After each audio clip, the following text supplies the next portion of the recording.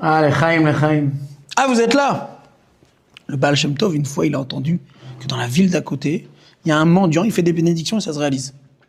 Le Baal Shem Tov, il est parti voir, il s'appelait Zouché. Il a dit, dis-moi Zouché, t'as peut-être un papa de sadique? Il dit, non, Rabbi, moi je suis quelqu'un de simple, famille de simple. Peut-être t'as fait une très bonne action, une grande mitzvah. Il dit, oui, ça j'ai fait quelque chose, peut-être c'est ça qui est, vous appelez ça une bonne mitzvah, pour moi c'était un échec.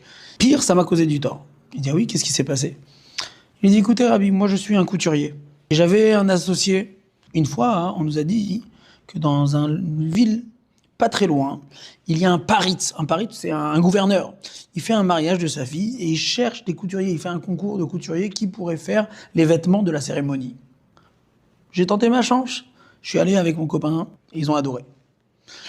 On a attrapé le contrat.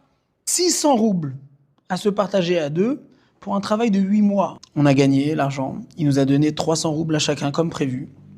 Et avant de partir, le paritz, il nous dit, vous êtes des juifs. Vous savez qu'il y a une grande mitzvah, les juifs, on sait très bien, le pidyon shvuim. C'est quoi? C'est racheter des captifs.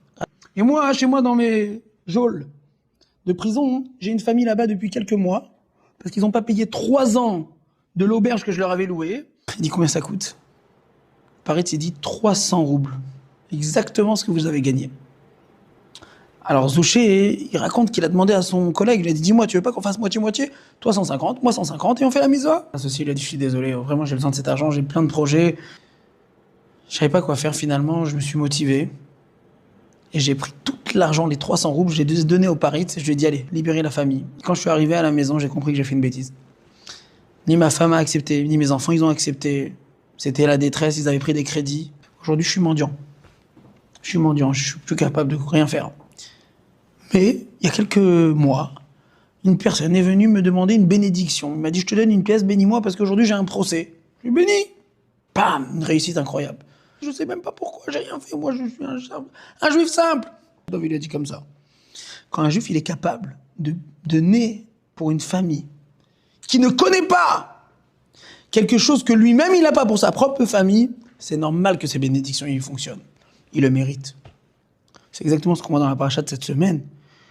Yosef Hatzadik, il est en prison pour quelque chose qu'il n'a rien fait, après qu'il a été vendu par ses frères. Imaginez-vous le traumatisme.